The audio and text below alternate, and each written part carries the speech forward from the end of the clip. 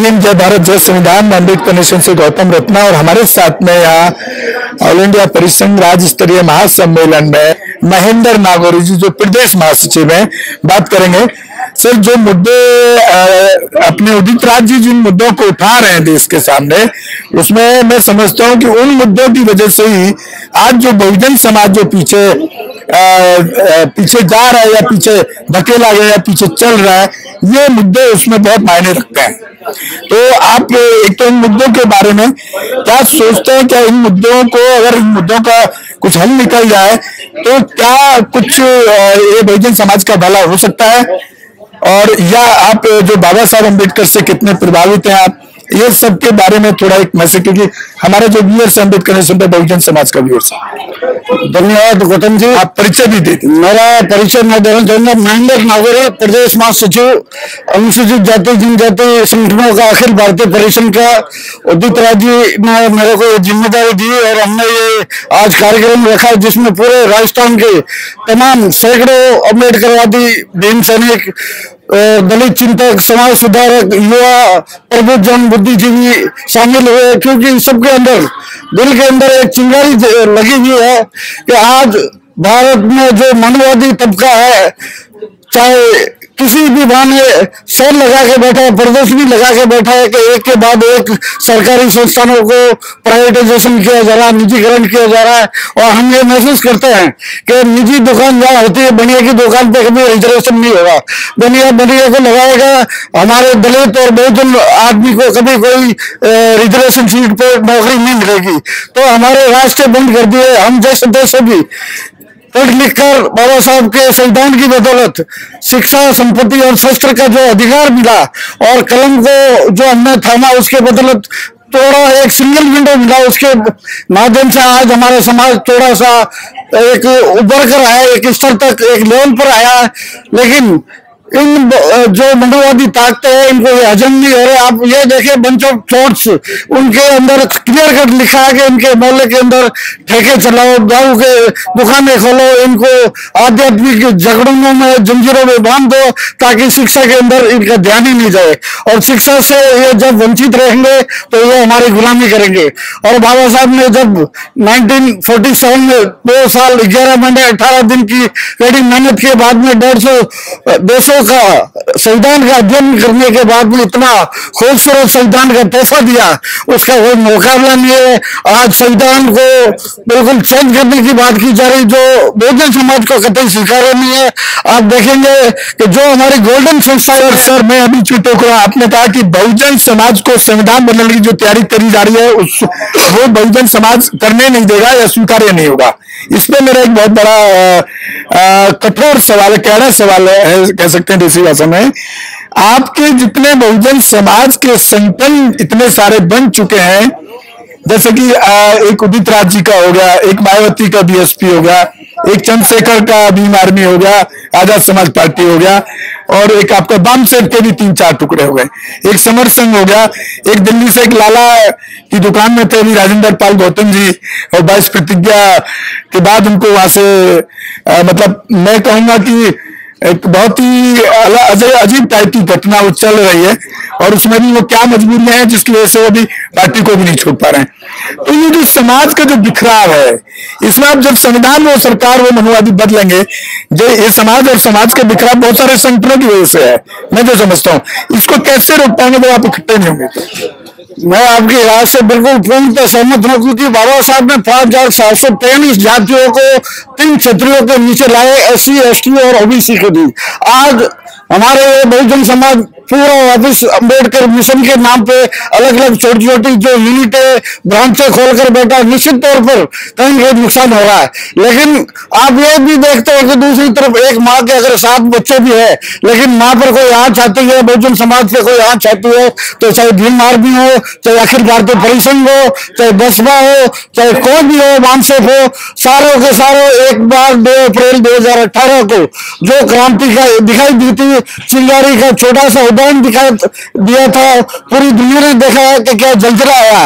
और संविधान को जो मनवादी ताकतें सोचती है कि हम बदल देंगे, ये इनके मंसूबे कतई कामयाब नहीं होंगे।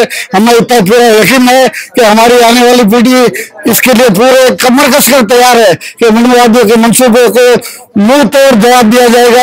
और हमने अब बाबा साहब के संविधान में लिखे प्रावधानों के तहत शिक्षा अर्जित कर ली और इतनी ताकत जुटा ली है कि मनोवादियों के मंशे को, नापाक मंसूबे को हम ध्वस्त करेंगे। और ये दिखाई भी देता है साथियों कि जिस तरीके से थोड़ा सा हल्का सा उन्होंने आरक्षण के साथ छेड़छाड़ हो, चाहे इलेक्ट्रिसिटी एक्ट को यूपी में हो, चाहे पूरे देश में कमजोर करने की कोशिश की थी। और हमारे अम्बेडकरवादी भीम सैनिकों ने 17 लोगों ने शहादत देकर उस आरक्षण को वापस बचाने का काम किया।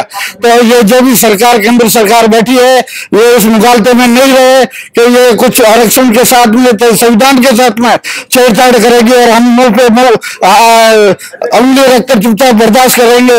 अब हमने लोहा लेने की कसम ले ली है। और आज जोधपुर में, राजस्थान में जो हमारे राष्ट्रीय अध्यक्ष उदित राज जी और राष्ट्रीय महासचिव ओम सुधार जी ने हमें आह्वान किया है कि 28 नवंबर 2022 को दिल्ली में एक सैलाब आएगा और जोधपुर से कम हम 500 लोग शिरकत करेंगे। सर, अभी यहाँ पर एक साथी थे, कोई बहुजन युवा साथी थे, उन्होंने जितेंद्र मेघवाल के लिए अपने गांव से पैदल मार्च किया काफी लंबा।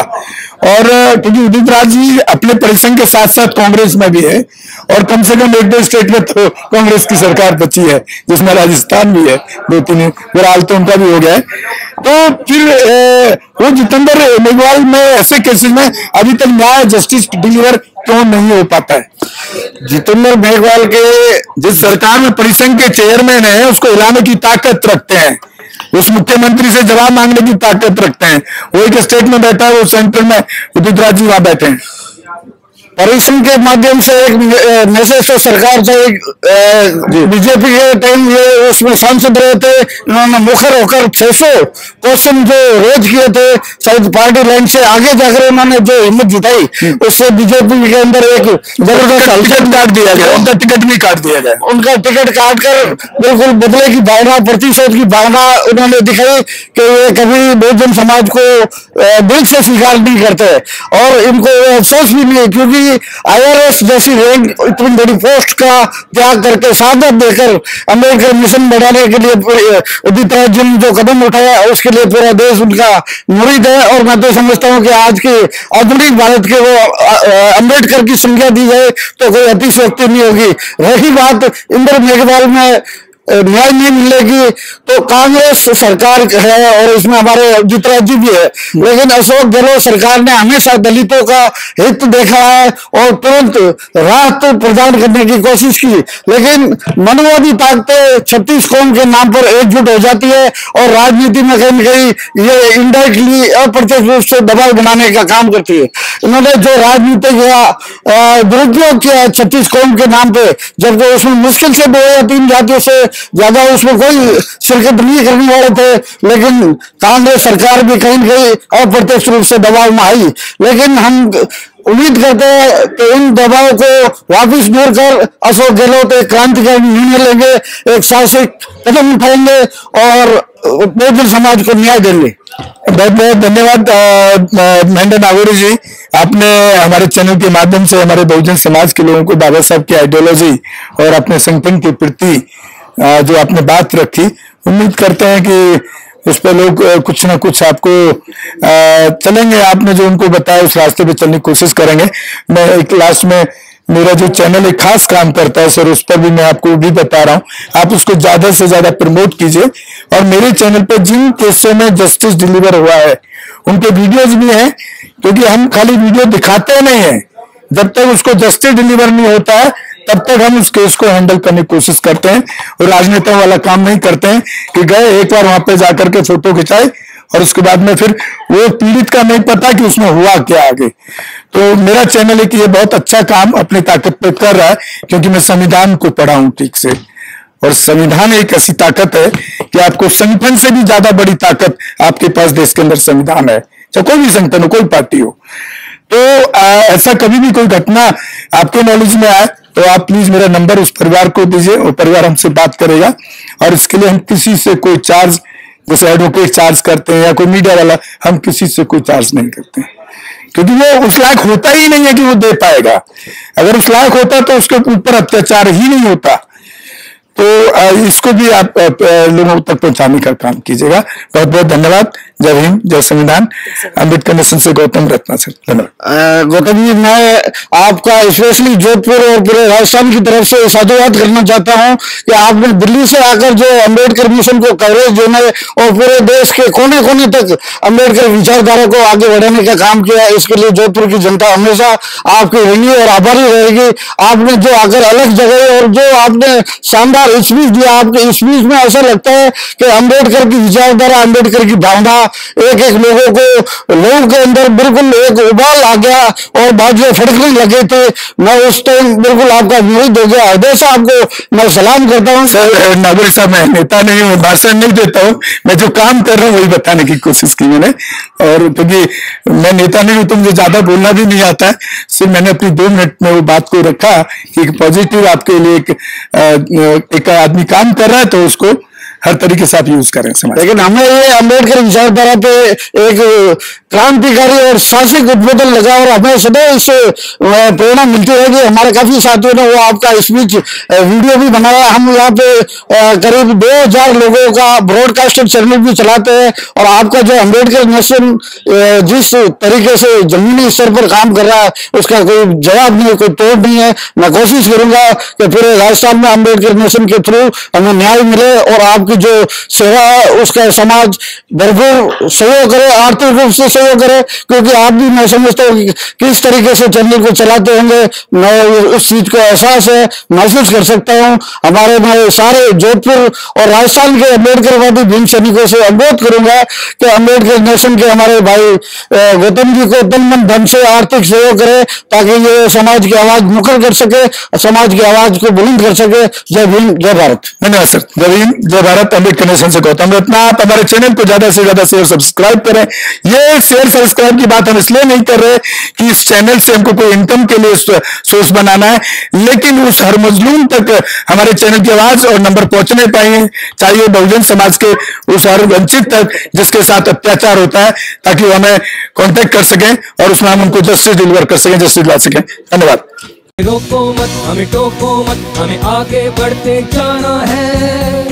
जय भीम का नारा लगाना है, जय भीम का नारा लगाना है।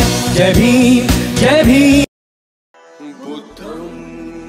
अम्बेडकर नेशन चैनल आर्थिक समस्या से गुजर रहा है। अगर आप बहुजन समाज में बाबा साहेब अम्बेडकर और तथागत बुद्ध की विचारधारा को अधिक से अधिक लोगों तक पहुंचाना चाहते हैं तो हमें आर्थिक सहयोग प्रदान करें, ताकि हम अपने चैनल के माध्यम से देश विदेश में समता, बंधुता, एकता और संवैधानिक अधिकारों को ज्यादा से ज्यादा लोगों तक पहुंचा सकें। आप अपनी सहायता राशि नीचे लिखे खाते में जमा करा सकते हैं।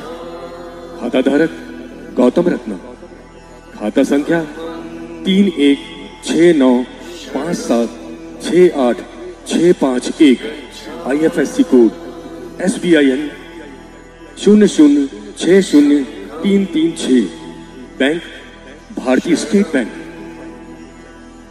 आप हमारे बैंक खाते का विवरण स्क्रीन पर भी देख सकते हैं। Hello friends, hi everyone, welcome to रोज सिनेमा। रोज सिनेमा पे आपका स्वागत है, जहां आपको देखने को मिलेगा hosting, action, comedy, suspense, sting, untold story. हमारे चैनल रोज सिनेमा को लाइक, शेयर एंड सब्सक्राइब करना मत भूलिएगा। भूलिए।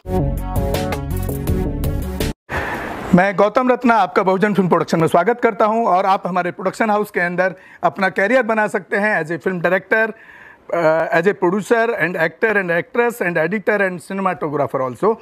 अगर आपको फिल्म से रिलेटेड कुछ भी प्रोजेक्ट आपको बनवाना है तो हमारे पास में पूरा सेटअप है, जिसमें फिल्म कैमरा है, शूटिंग लाइट्स है और एडिटिंग है। सारा A to Z एक ही जगह पर आपको हमारे यहाँ पर मिल जाएगा। तो दोस्तों, आप हमें कांटेक्ट कर सकते हैं हमारे नंबर्स पर 9810085714। और 8510005714 हमारे वेबसाइट पे विजिट कर सकते हैं www.filmserviceindia.com और हमें मेल भी कर सकते हैं gautamfilmsproduction@gmail.com पर। धन्यवाद।